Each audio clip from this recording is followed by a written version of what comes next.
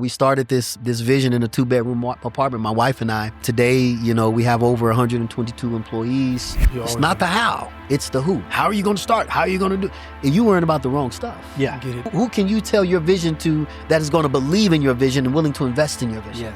Yes. Sometimes it's not going to come the way you think it's going to come. You, just like you said, brother, gotta be in position because you don't know how God is going to open the door and which way the blessing is going to come. We all have these desires and we have these goals and ambitions and these wants. If you're not preparing yourself, if you're not taking those steps, if you're not putting yourself in that room, Yes. if you're not taking that action, that leap of faith, Come on. you'll never get there. Even if you don't feel good about yourself, the Bible calls that speaking those things that are not as if though they were. It's speaking into existence what you want to be a reality. You can have your mind made up, but until you remove that fear, you'll just be you'll be sitting there. Everybody, welcome back to another episode of the Real Deal Podcast with Alan and Andrew. We got a very special guest.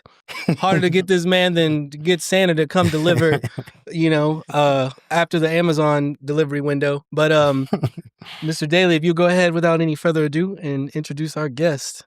I want to first mention him being a man of God, a father, a husband, many talents, many gifts. For me personally, he has been a brother, a mentor, a friend. I've seen him at many stages of his life, from military to corporate world to now being a business owner to one of the, I would say, the best security companies here in the state of Texas. Man. I watched him grow. I've even worked alongside with him in his security company while I never mentioned this, but while I was doing real estate and had the Daily Group, I was also working with him on the business development side. No further than Sishman Rimpson. I won't say too much, have to leave you room, but you can go ahead and introduce us. Welcome to the pod, Shish. Thank you, man. We're so happy to have you. Thank you so much. This man has been blessing social media and the community with lots of gems. You've probably seen some of them. So we're delighted to have him here today to drop some, just some things that have been on his mind and just have a conversation. So Shish, thank you for coming. Pleasure to be on your platform. Let's get it cracking. Yes, sir. Let's get it. Thank you for having me. So question, just we want to know a little bit about you for those that don't, can you just tell us, where you're from and, Absolutely. Just quick background. Absolutely. First and foremost, man, I just want to say thank you for that heartfelt introduction. I appreciate that. Thank you, brothers, for having me on your platform. This is amazing. And I just get excited, man, every time I'm able to step on someone else's vision, into somebody else's vision that they've actually put feet to and brought to life. That's not no small thing. That's a huge thing. A lot of people don't do that. And so I commend you two brothers for what you're doing. Appreciate it. Really, really do. My name is Sishman Rimpson, as you said, man. I hail from Gary, Indiana, brother. Yeah. I'm from GI till I die. Born and raised in Gary, Indiana. Went to school in Iowa. From Iowa, I graduated high school, and I was blessed to serve our country in what I believe is the greatest military, the greatest air military that exists in the Air Force. Absolutely. That's what brought me to San Antonio, Texas. And I planted my flag here after we got out of the military. I have an unusual family. Yeah. What does that mean? Yeah, I can. 'Cause I think I got one of them too. Sure. Try not to make one. Yeah. So when I was in the Air Force, man, I had 6 children as an E3 in the Air Force. I had my daughter, who's now 25, a graduate from Texas State. I had triplet boys. Okay. Yeah, triplet boys. They're now 23. They all work for our business. That's beautiful. They're managing in some capacity. And then I have twin girls. Okay. Twin girls, and they are also in college. I'm not going to drink the water after this, man. Let's just say that. That's right. They're all in college, man. They just left my home. My babies moved on their own here this last year. And then we have a 19-year-old that's in college in Iowa. Okay. He has on a football scholarship and a scholastic scholarship. He's a pre-med student. And then we have an 18-year-old daughter who graduates this year, a 14-year-old son. And a 4-year-old. So that's 10 kids. Okay. Hazel 10 Lynn. kids, So right? that's 10 beautiful. My 10 quiver is full of them. And Yes, sir. And just for those that don't know, E3, 6 kids, that means he was broke with 6 It was kids. super broke. I think that's brother. like 20,000, Broke. 15,000 Super a year. broke. I was making $920 a month Yeah. Man. back then. And so it really is a testament of God's hand being over my life. Yeah. My entire life, man. And you know, we've never wanted for anything, brothers. You know, God has really blessed my family, and He's put a work at that. You know that you know someone has a family like that, you can't be lazy. Yeah. You know, you know. And so if you ask me what I do and who I do it for, that's the answer. Yeah. That's the answer. Just let me ask you, because I remember those days making $7.25 an hour. Sure. You know, I still wanted to be a baller. I wasn't. I couldn't fill up the gas tank. Yeah. I would pull up and put $7 in there. Yeah. Y'all ever do that? Yes, sir. $5. Brother, try $5. My truck in college stayed parked right in Madeira. Come on. In that hill country. Yes, sir. Had to catch rides. Yes, sir. Well, what was your vision? I mean, you know, we'll get into where you are now. Sure. But in those moments where it was $928 a month, you know, what were you thinking? You know, what was the plan? What was your mindset? To be honest, Andrew, there was no plan. It was survival. Back then. Yeah. You know, it wasn't I didn't have a plan. There wasn't even a clear vision. I went home every day to literally 6 children under the age of 2 years old. Right. And so, it wasn't paycheck to paycheck. It was minute to minute, day to day, hustle mode constantly, constantly in survival mode, knowing that if something was to happen to me or if I don't come through, we don't eat. And so, at the time my wife was at home with all the kids. We couldn't really do anything. She had to be on with all the kids, right? And so I was in the food stamp line. I was hustling, bro. I was in the WIC line. I had a second job while I was in the military. So I worked at Radio Shack. As Radio well as Shack. Radio Man. Shack. Yeah. Worked at Radio Shack as well as being an airman. And then, man, we were blessed. My squadron commander donated a van to us. Walmart, they supplied us for the first 6 months of the triplets' life. We didn't have to buy any Pampers. Wow. Walmart donated. They saw our story. Thank you, Walmart. They donated, Pampers to my family. And so somebody was always, I wasn't out there begging. I'm gonna go get it. I'm gonna go work. But somebody was always depositing something, man. So I can't say that it was from my own efforts that my family was taken care of. We had a village, people that we didn't even know. Some people, we get mail, $300. The light's about to get cut off, and a $300, mail come through the, so really, man, there was no vision. It was survival. I did what I had to do until I could do what I wanted to do. Right? Felt that. You all done the same thing. You did what you had to do. Absolutely. Until you could do, everybody does it. We just don't put words to Absolutely. it. I mean, yeah. I think it changes at different points of our life, but we still do it today. For sure. I mean, so. For sure. Man, that's beautiful. So what do you do now?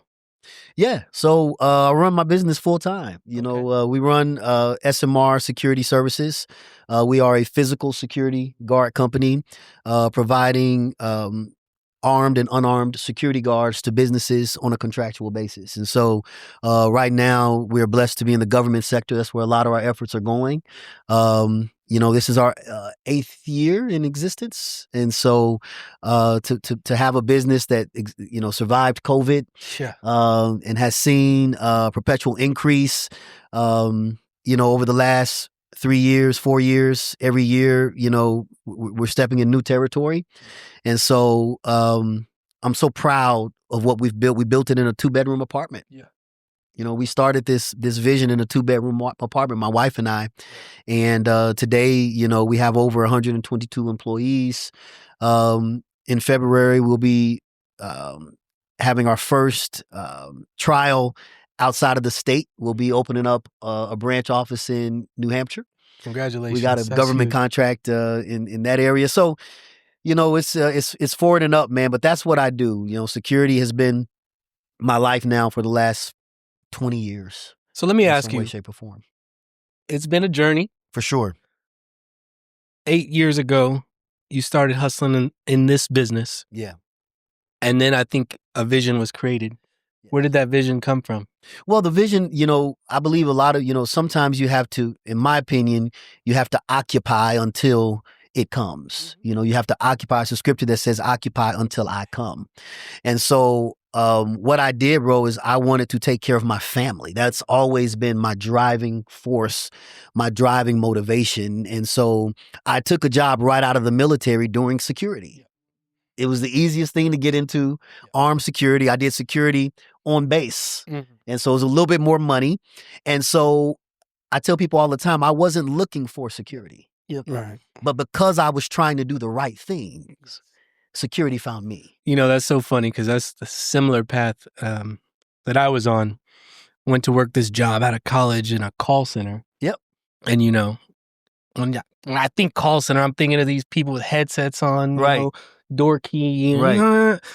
That's what I did. Yes, and, sir. And it was just, I had a vision that I wanted to create something. I wanted to be this person. Yes, sir. And, 12 years ago, we started our own call center. Come on. And wow. It's just the same thing. Like you said, occupy. I just went to work and it worked out. That's it. That's it. You can't just sit around. I think a lot of times, people have these desires, they want to be an entrepreneur. They want to be a business owner. They want to be, a VP. Right. But you can't be a VP sitting around gossiping and complaining. Yeah. Like you got to go put that VP work in. It's not going to fall on your lap. Yeah. Yeah. And most people think that, Andrew, they think they can sit down and by osmosis, this great opportunity is just going to fall on your lap. And that's not how it works. You got to occupy. Yeah. That's how the vision is sparked. You've got to work. Yeah. You got to put your feet to the plow. You don't know what you love to do yet until you start doing some things, right? Yeah. Yeah. Seeing that, I mentioned at the beginning that I've been able to see you in pretty much all the stages, I think from when you were in the military and then when you went to the security job. Rocking a long time, bro. And then you started the company. One thing I can say is people that are around you see that hustle. They see the morals, they see the character, they see the hardworking man and the man of God. And I think that also led you to where you're at today because people were able to see that. You didn't just sit on your butt, like y'all said, and just, God, I'm just waiting on this. Right. You started moving forward. And what's the thing you always say? It's not the how, right. It's the who. That's right. So when you're praying for things, God, don't worry about the how. That's just right. keep moving. And I could say just seeing you, like, that is where you're at today. That's a testament. Like, everything you say on your podcast, you pretty much have practiced what you preach. Yeah. So. With trial and error too, right? Yeah. And so it hasn't always been, and I thank you for leading with a man of God. And I appreciate that God knows my heart, but I haven't always lived that out. Mm-hmm. Right. I haven't always lived that out. And that's a part of really being a real man of God, being honest and being true about, I've fallen a few times. I haven't always been the person that I'm striving to be today. Mm-hmm. And that is the greatest, Jim. If you say nothing else today, that a real man is okay with his failures, his mistakes. Yes, sir. But he has to learn how to stand back up and lift up those around him. Come on, brother. So that we can all. Yes, sir. We're all a work in progress, right? That's right. Yeah. All a work in progress. Yeah. You two hold me accountable. Yeah. And I hold you brothers accountable. Yeah. Accountable to what? To being the best version of yourself. Yes. Every single day. Yeah. Because there's somebody, Andrew, that is watching you. What a huge responsibility we have as entrepreneurs today. Yeah. Especially for our community. There's not a lot of people that do what we do that look like us to them. And so we have a responsibility, man, to be the best version of ourselves for that young man or that young woman that wants to get in the business that you all are in. Yeah. You're now giving them something to aspire to. Yeah. What a privilege, right? And that's how I look at this opportunity that we have. It's a privilege, man. It's not just about me. Something I do every day is look into my mirror. My son probably thinks I'm crazy, but I chant something, whether it be, you're great, you're amazing, you're That's capable. Come on. And I do this every day. Yes, My sir. dog probably, he definitely thinks I'm crazy. Right. Is there something you two do every day? Do y'all have any, whatever you call them, rituals or just, things that y'all do to kind of, pump yourself up before you go out into the world every day? For me, mine doesn't start at the beginning of the day. It starts the night before. Mm-hmm. And my kids are my blessing, but Malaya and Sophia, we do not go to sleep. They do not go to sleep unless I go pray with them. Come on. And in that prayer, it ends with, let tomorrow be better than today. Yeah. So even if today was a great day, if I was good today, let me be better tomorrow. Mm-hmm. So that triggers over to the next day. And I'm wake up, hey, today is going to be a great day. Yeah. That's beautiful. So that means even if I'm not feeling it, you know how it is if we're fathers, we're husbands, Mm-hmm. business owners, we got people that are hanging on our nail, as you say, Right. It's a lot of emotions and feelings and things you have to deal with. Sure. You're not always going to be the best version of you that day. Talk that talk, bro. But that's right. It's still going to be a great day. Talk that talk. That's my ritual. Yes, sir. Starting at the night. It starts at night before the morning. Both of you said something that's so powerful and it's rooted in scripture. Really. I mean, a lot of stuff we do, we don't realize that they're godly principles. Mm-hmm. You said you talk to yourself every day, even if you don't feel good about yourself. The Bible calls that speaking those things that are not as if though they were. Mm-hmm. It's speaking into existence what you want to be a reality, right? And then we know we commune in prayer, right? And that's how we commune with him. That's a layered question for me because at different stages in my life, I've done different things to motivate me, right? Mm-hmm. So I just came out of a year of waking up every morning at 3:30 and wanting to be the most disciplined person that I can in my body. Mm-hmm. And so I hit the gym with a crazy, I was so determined to get myself in shape because I was out of shape for so many years. And I was, I just didn't feel like the best version of myself. And so I went on a madman cycle. Mm-hmm. And that motivated me. I had to do it every morning. Andrew, I got up at 3:30 in the morning to start my routine. And I went to the gym at 5 every morning. And that blessed me. Hey, y'all need to put a little clip of Shish walking around here looking like the Terminator right here. I was for a season, right? Yeah. And so that season has passed, and now I'm in a phase where my worship every morning sets the tone for my day. Mm-hmm. I have got to commune with my God every single morning in order for me, one, to know that he's pleased with me because that's what he's desiring of me. And then it helps me as I go into my office, my attitude is different. As I'm dealing with people who would back in the day get cussed out, right? Right? Now I'm responding differently. Guess what? I'm dealing with my wife more gently, right? I'm dealing with my children more gently. I'm giving grace to my employees in times where I would probably be quick and not. And so it's making me a better person all around. That's what I do now to start my day, man. Literally nose on the floor before my God, every morning. That's what I've been doing. Yes, sir. We remember the first podcast, we mentioned this thing about balance. Yeah, man. And we said it's difficult, or is it impossible to be balanced? What do you feel about that? How does balance look in your life, man. Is there even a such thing for you? Man, listen, that's been a struggle for me the entire existence of my entrepreneurial career. How do you balance it, especially when you own a private owned business like we do, and your hands are in you wear so many different hats. I think at the time it's no to answer your question in a short way. But I've learned to prioritize. That's the key. Yeah. What is most important. Mm-hmm. And I think, I've seen both of you in your element as fathers. And I almost get teary eyed because in my mind, there is no greater privilege than being a father. Absolutely. That means that God have entrusted you with a seed, right? Mm-hmm. And you two are excellent dads. Before I even met you, I would see you. You didn't know I saw you, but I would see you out with your son, in La Cantera or the Rim area, playing with your son. And I said, man, I don't know him daily, but he seems like a good dude, man. a good dude. And then I've known you since you were 17 years old, right?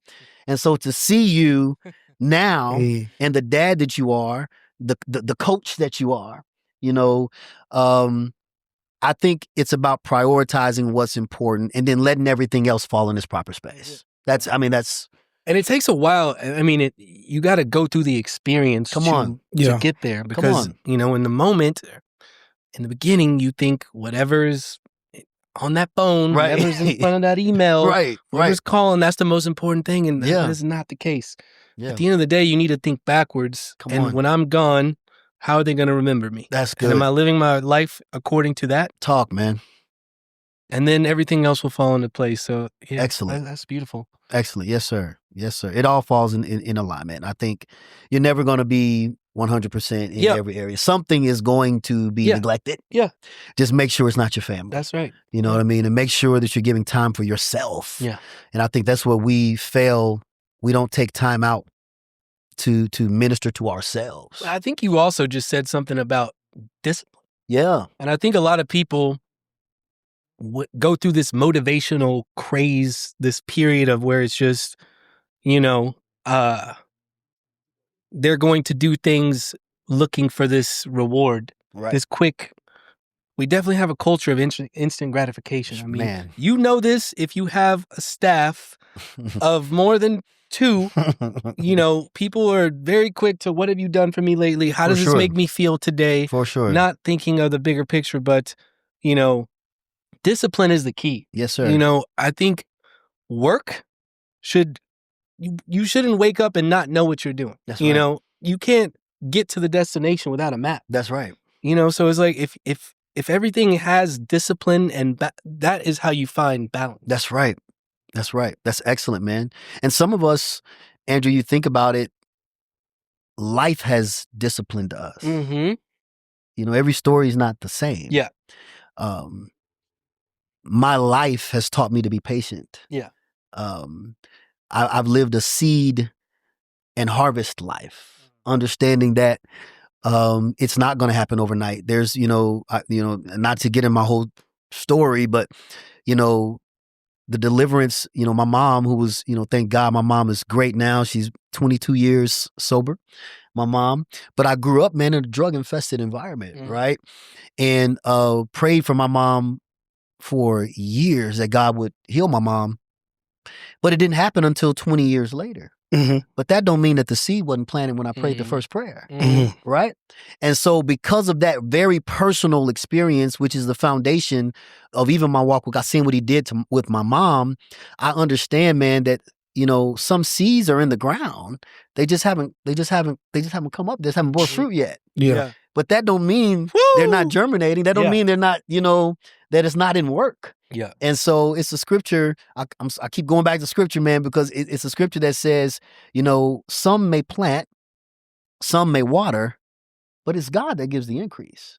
And so, I think it's when we put our faith and our trust into the person that's working behind the scenes of our lives, behind the visible reality of our lives. You learn to just be patient, but have faith. It takes faith. Yeah. It takes faith to know that the seed is in the ground. And so Barlow Daily Realty, it didn't happen overnight, but it was a seed a long time ago. 2018. It was a long time ago, right? Should be before that. Right. But it had to be the perfect time for God to bring the increase. You all had to be at the perfect positions in your life. You had to go through what you went through. Yeah. Right? To be where you are today. And so it's that seed principle, man, I think teaches us patience mixed with faith. To understand that it not happening right now does not mean it's not going to happen. Yeah. Does that make sense? Yeah, for sure. Okay. I have a question for both of you gentlemen. So there's a lot of people out there that want to start companies, that want to be entrepreneurs. Sure. And they're trying to figure out what to do. So if you had to start over today with zero, what would both of you gentlemen do in this climate, with this technology, with everything that is available now? What would you go do this second if you had to start over? For me, it would be finding someone to do it with you. Everybody, us men, I don't need nobody. Right. Do it on my own. That's us. For sure. And when you're finding that person, what is the motive of finding that person? But finding someone kind of in this situation, like you said, I met him before 2018. He met me when I was playing video games. When we were in college, we were doing whatever we were doing. Right. But he also, when we kind of started talking again, is when I was doing wholesaling. Seed was kind of planted. We were going to start something around that time. Timing wasn't right.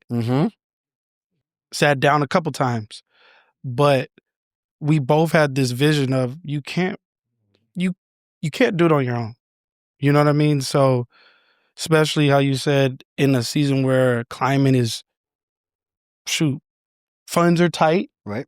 You can't do it on your own, and you need help. Sure. Like us as men have to realize we need help to do whatever it is that we need. And that's okay. Even in our household, like Right. I have a wife. Right. She helps me. Like That's right. I can't father 3 kids on my own. I need right. her. Like That's right.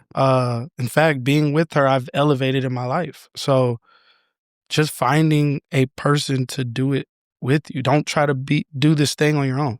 Like sit there, take some time, think, pray. Yeah. Search for who can I do this with and who do I feel comfortable doing this with. Daily, that is a great point. Huge. And I think the biggest hindrance to men today is our own ego. Yeah. So learning how to get out of our own way is the first step Yeah. to a successful path. That was It's great. a demon for so many. Yeah. That ego. That's huge, brother.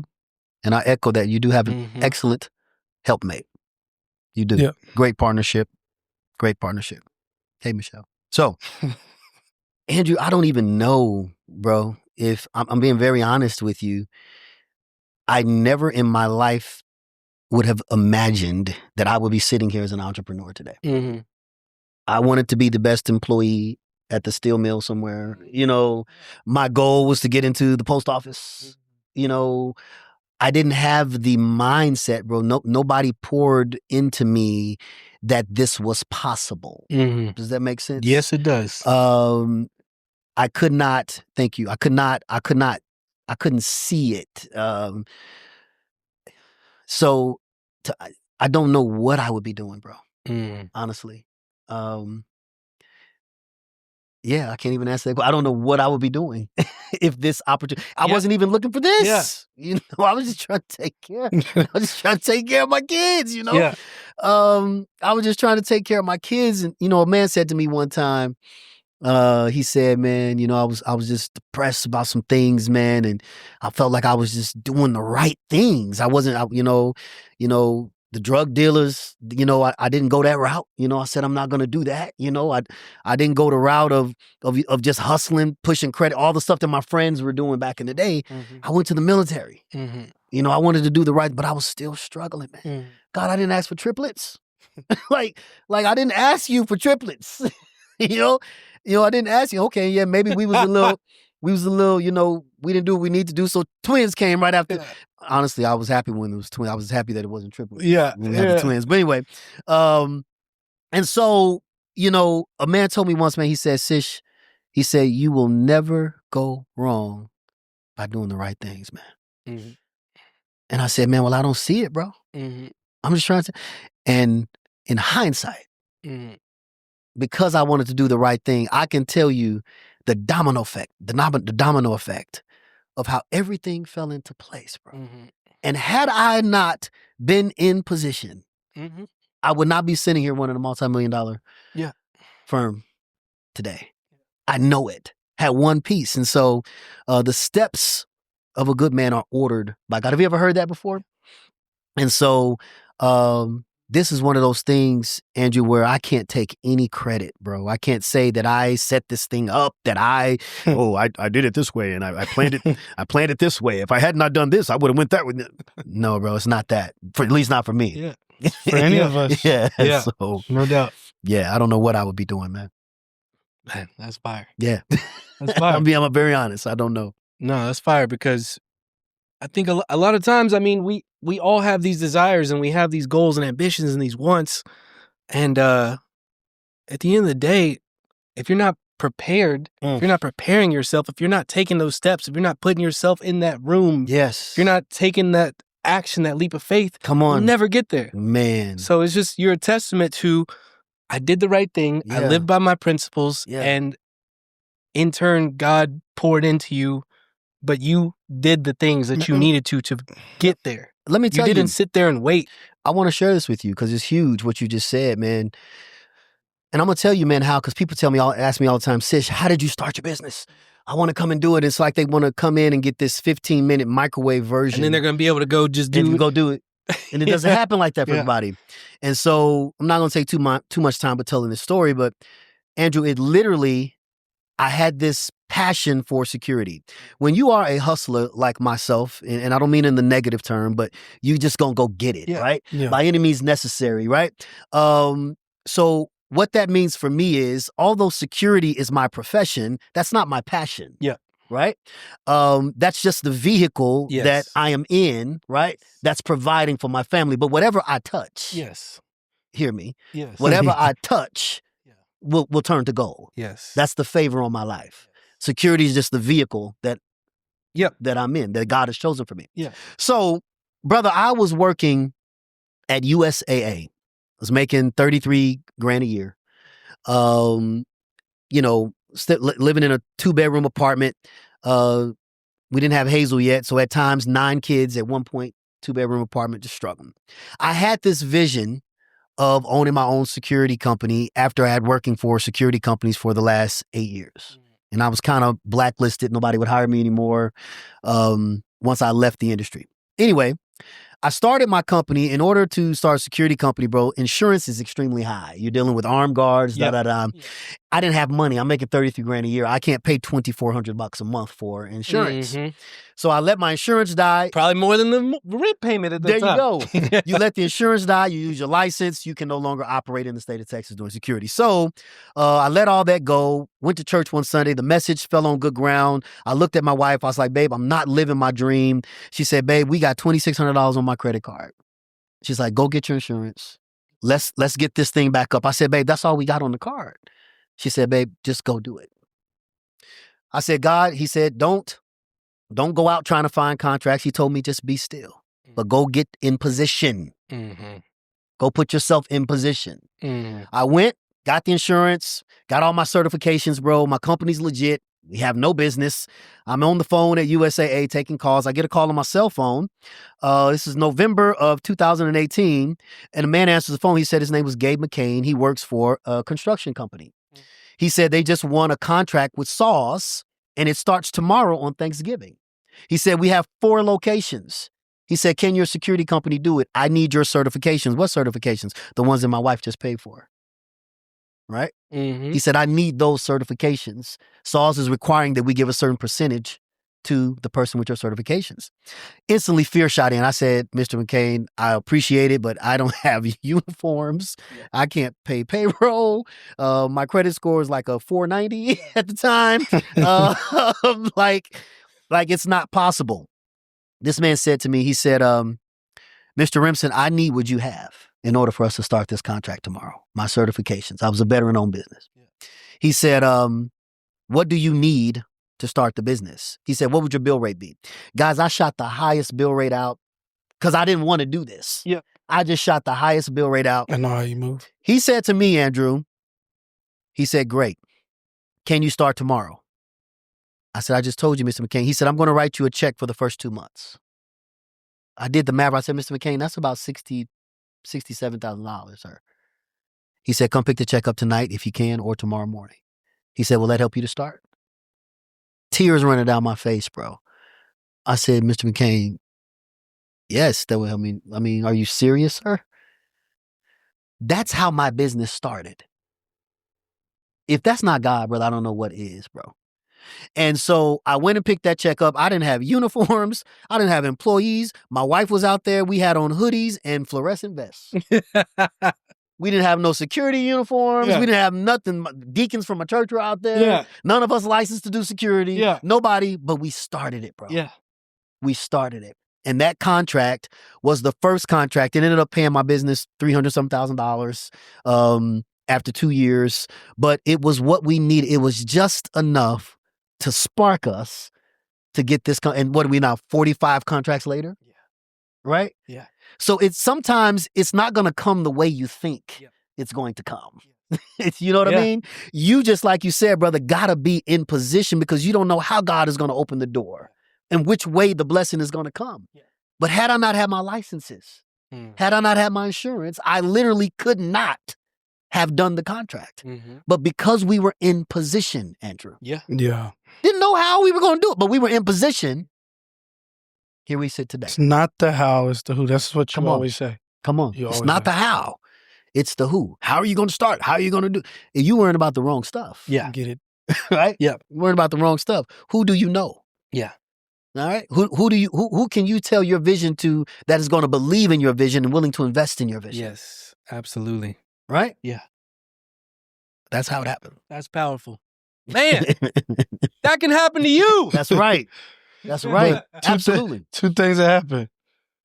You take the necessary steps and you have the help person. Yep.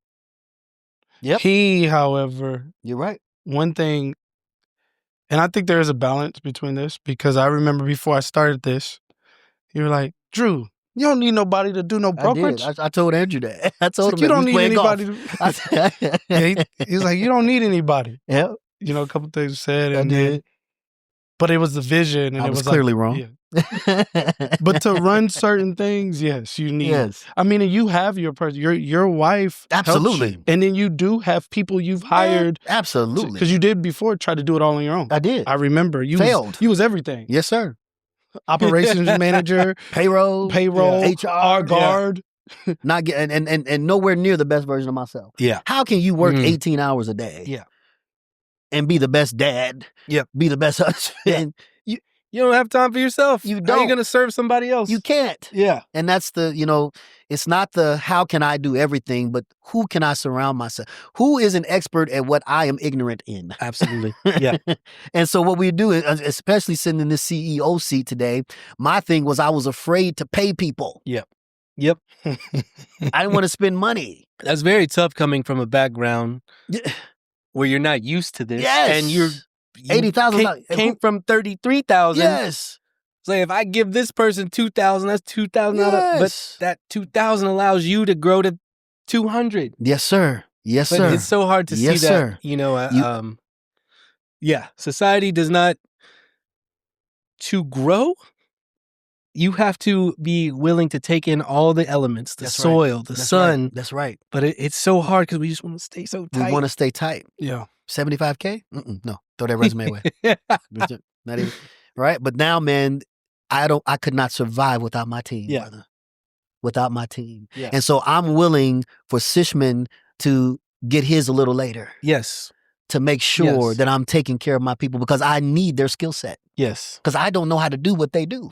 Let me ask y'all a question. So when I was younger, every deal, I wanted that upfront money. Mm-hmm. I wanted that check. I wanted that deposit right then and there. Sure. Have y'all learned anything or do y'all feel anything about the long game? Yeah. You know, what's y'all's opinions on? And I'll go first because you worked with me a little bit. It's definitely a long game and a volume game. Mm-hmm. I always wanted, even in my when I first started, in my contracts, I tried to get paid up front in a lot of my contracts, right? Yeah. But I realized, man, as I matured, I'm willing to prove to you first. Yes. Yeah. That I'm worthy of what I'm asking you for. Yes. Right? And so I've seen more success. I've seen more opportunities and doors opened with that resolve. Absolutely. Than I have you pay me first and then I give you the service.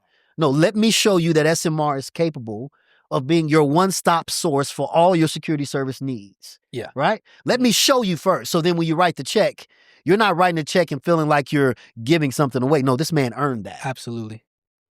Don't let me speak for you, but I think that comes with confidence. And now I'm delivering a quality product. Come on. To where you're going to come back to me for years to come. Yes, I'm sir. not here just trying to collect a check. That's right. I'm trying to build a relationship that's going to last over time. Oh, that needs a round of applause. That's something I think that Daly and I have we see very much eye to eye. We'll sacrifice it all because we know we're going to build it and it's going to come back 12 That's right. times greater later. So I've seen that and witnessed that in him building his career. I haven't been a witness. I'm seeing it now with you. And after I've gotten to know you, you're definitely a relationship-based person. But I've seen him take less at times. yeah. Sometimes he'll take nothing. I'm like, nah, give me that. You're taking right? But I'm sure he can tell you, I mean, Daly has built 3 houses with, I think, 3 homes. I'm never leave this. Yeah. Every person I know, I push them to him, right? Yeah. And he's got others that's going to be with him for the rest of his, absolutely. And so in what you all do, especially if you're looking at people as just a dollar sign, you're not going to experience real growth, man. Yes. Right? Yes. It's about relationships. Yeah. At the end of the day. And I think you guys should be the standard, in my opinion, out here in what you all do in building relationships, man. I take my hat off to you two, man. Not just with the people that you guys service as far as your clients, but those that are on your team. Yeah. They don't have a choice to not be a part of Barlow Daily. They can go somewhere else. Absolutely. And so I just attended you all's Christmas party and I was sitting there so proud. Yeah. The room full of agents. Yeah. Right? Of customers. That's a blessing. And it's just a testament to you guys wanting to build relationships with people and not just treat people as a dollar. Absolutely. Kudos, man. We appreciate that. Kudos. I think it's important to take relationships. Those are currency. It is wealth. Yeah. To be the ability to be able to call someone and not need something, but to be able to want to give, create something huge that will last forever. Huge. And there's nothing greater than the value of a good relationship. Come on. Yeah. I mean, that what you just said was price gold. tag on it. Not at all. There's no price tag on a good relationship. Priceless. So it lasts forever, man. Beyond the business. Yes. Beyond us making money together. There's a covenant there. I mean, sure, I can't tell you, we had a Christmas party for Sip It, which is another company that we're a part of in the hospitality space. All of our managers have bought homes in the last year and a half. Wow. It made me cry. Oh, man. And it's just the impact that we can have on someone's life or anyone in a position once you've kind of gotten there to where you can help people. There's no greater feeling in the world than when you give one of your employees a check that you know they never would have gotten if they had not just got a little piece from something that you created. I mean, there's nothing greater. So fulfilling. Nothing greater. Nothing greater, man. And that's, I had to learn, Andrew, that it wasn't all about me. Yes. For the first few years, coming from where I come from, wearing a suit, I had a briefcase with nothing in it, just walking around with my chest stuck out. Newspaper in there. Because that's what I thought it meant. Mm-hmm. I didn't realize that to whom much is given, much is required. Much is required. Yeah, absolutely. I hadn't got that yet. So what made that click? I'll tell you. His name is Howard Overstreet. Mm-hmm. So I wrote about it in my book, Defining Moments, man. I dedicated an entire chapter to Mr. Overstreet. And so I had been in the business for a while, man, and I was very prideful, bro. Mm-hmm. You come from the hood, Negro from the hood, doing good. Mm-hmm. I had this complex, that I made it. Got some change. Got some change. Nice able to car. take care of my, Yeah. And this gentleman that I knew, he worked with me in a prior security company, Howard Overstreet. We would talk about God all the time. He's an older white gentleman. Two opposites, but we had a affinity for one another, right? I left that job, started my own. I've been in my own for now about 3 or 4 years.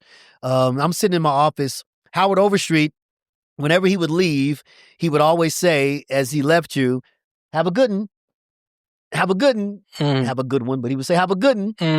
And so my sister, she's interviewing somebody, and I'm in my office working, and she's done with the interview, and he's about to leave, and I heard somebody say, thank you, have a good one.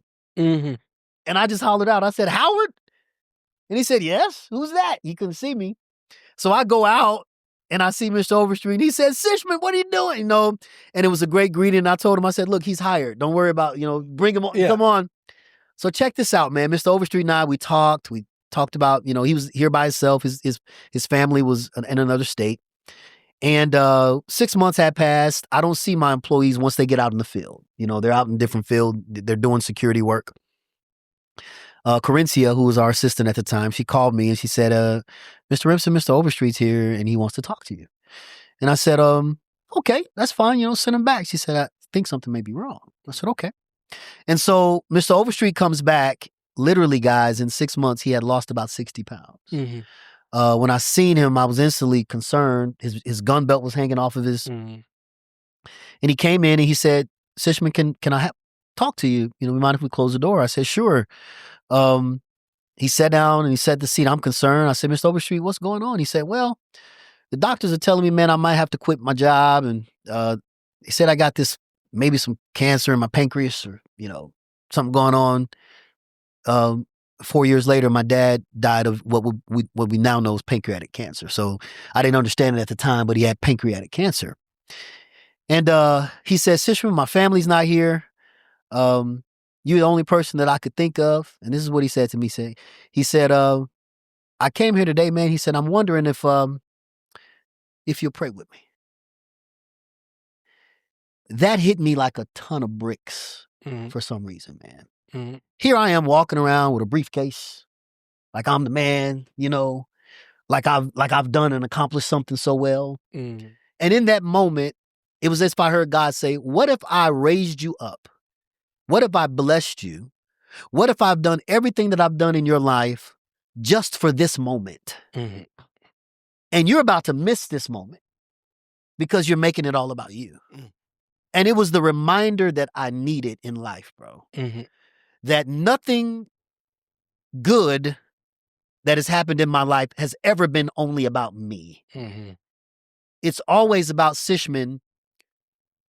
Who am I calling you to make a permanent impact? Not a temporary impression. Yeah. We make a lot of temporary impressions, but I'm calling you to make a permanent impact in somebody's life. And you're going to miss it because you're too busy looking in the mirror at yourself. Yeah. It brought tears to my eyes. I went to grab his hands, but Mr. Overstreet grabbed me, man. And he pulled me close. He was dying, right? And I prayed with him 15 minutes or so. Mr. Overstreet left. 2 weeks later, I had been in touch with him every week. He didn't call me. I had my office reach out to the emergency contact, which is his daughter. She told me that Sishman, he's in the hospital. They admitted him to the hospital. So I shut the office down that day. I said, everybody, let's go see Mr. Overstreet. I shut the office down. I went up there in the room, and when I opened the door, he looked lifeless, man. Lifeless there. And I just said, have a good one, Howard. Sishman, what are you? And he jumped up. Life instantly came into him, man. We stayed up there with Mr. Overstreet, man, for about 2 hours. He asked me to sing. He asked me to... Man of many talents. Yeah, hey. I told y'all. Mr. Overstreet died 4 days later. Mm-hmm. He left this earth 4 days later. And I dedicated that chapter.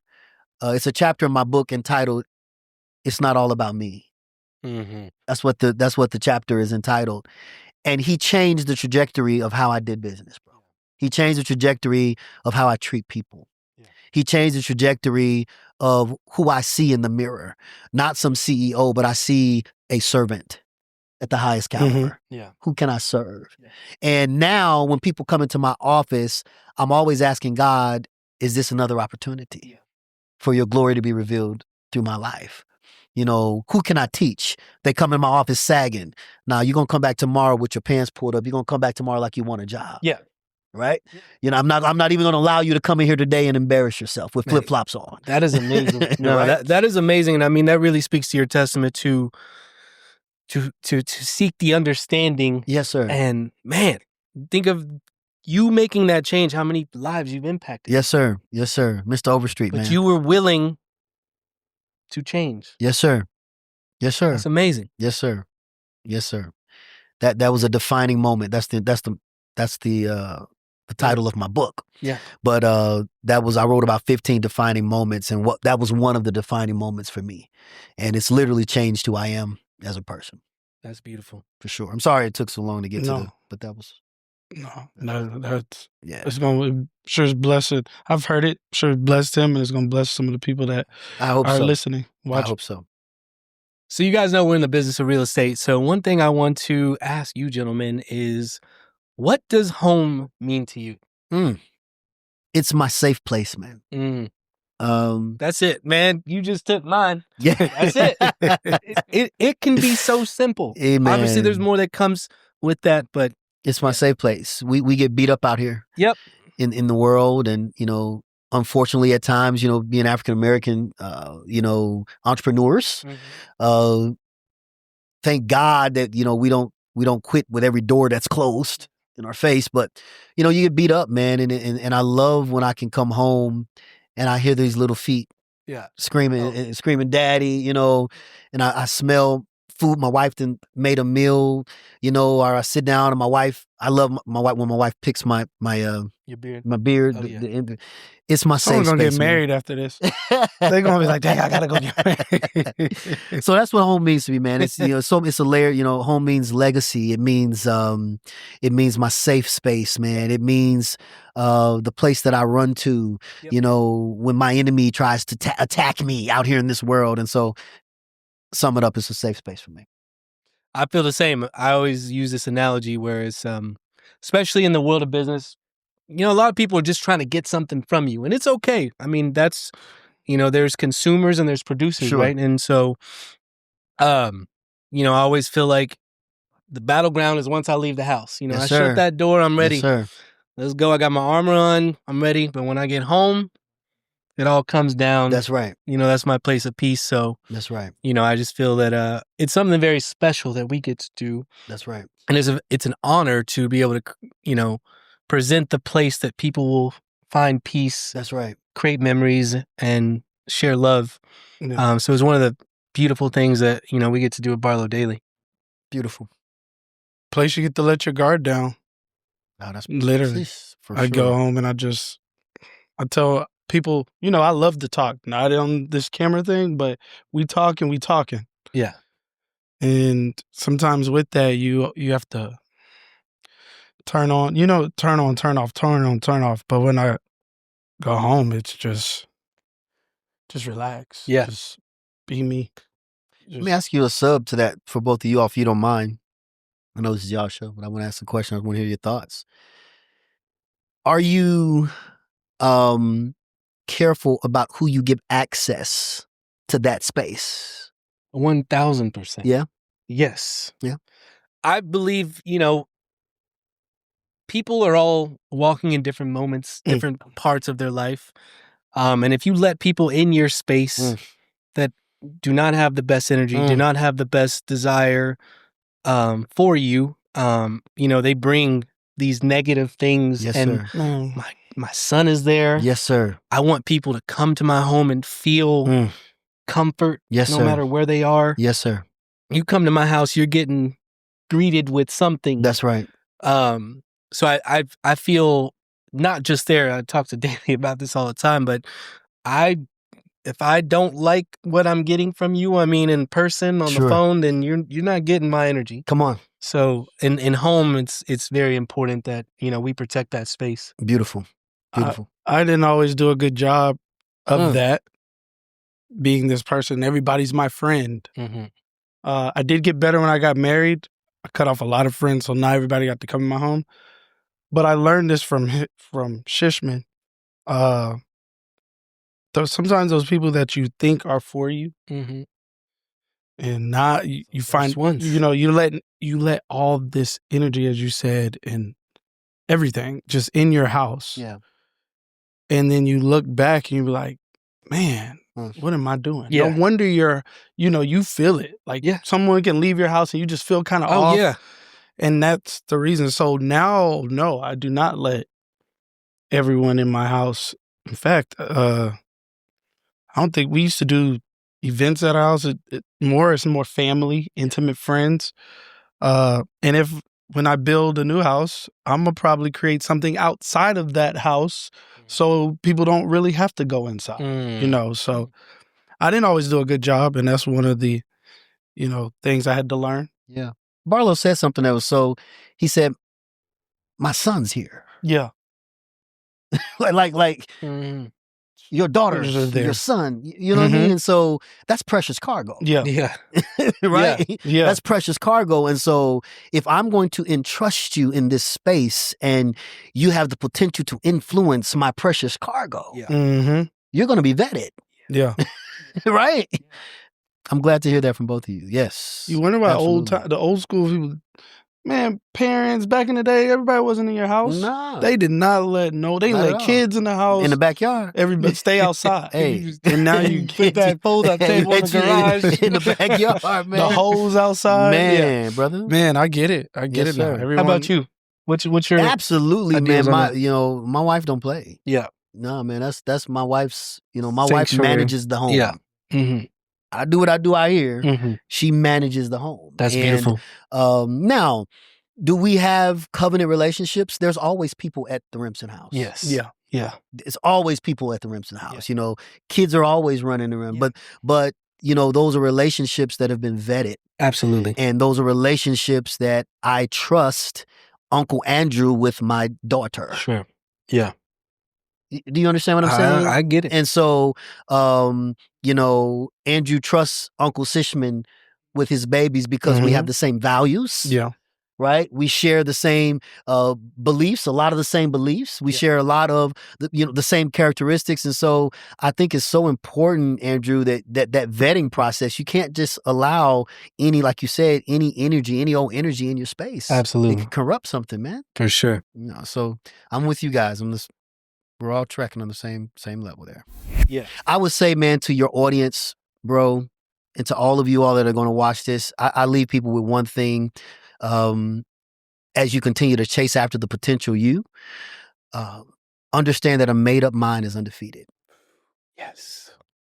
Period. And I think the stepping or the blocks or the roadblocks for most of us, especially aspiring entrepreneurs, is your mind is not really made up. Yeah. You're still being tossed to and fro. Yes. Right? A double mind. Yes. But a made-up mind is undefeated. Mm-hmm. I promise you. Marinate on that for a minute. Yeah. And I think what kind of gets in the way of that sometimes is the failure to fail. Mm. We can't be afraid to fail. That's good. Nothing great is on the other side of no effort. That's good, brother. We got to jump in, and you got to jump all the way in. That's good. So many times we want to tiptoe through life, but we cannot find the blessing, the reward, if we do not go all in. And that's on everything. It's so life-changing when we have an attitude of, it's going to work. That's right. I'm going to make it happen. That's right. Just like you said, I had that hustle where it's like, if I'm selling bikinis or, right. It don't matter. Right. It's going to shake. We're going to get it done. We have to have that mindset when we leave our house That's every day. That's right. And even when we go home with our kids, with our families. Yes, sir. So I think having that mindset, shifting that way, will help us just live a more fulfilled, purposeful life. Absolutely. Combine both with what you just said. Powerful. Made up mind is undefeated and remove fear. Yeah. You need to have your mind made up and remove fear. We just talked about this. We did. Before even coming in here. You can have your mind made up, but until you remove that fear, you'll just be you'll be sitting there. Powerful. Guys, thanks for tuning in today. Holidays are coming up. We hope you spend some great time with your loved ones. Yes, sir. We love you. We want to send blessings and prosperity your way. Yes. Thank you for having me. Yeah. Yes, sir. Thank you for having me. No problem.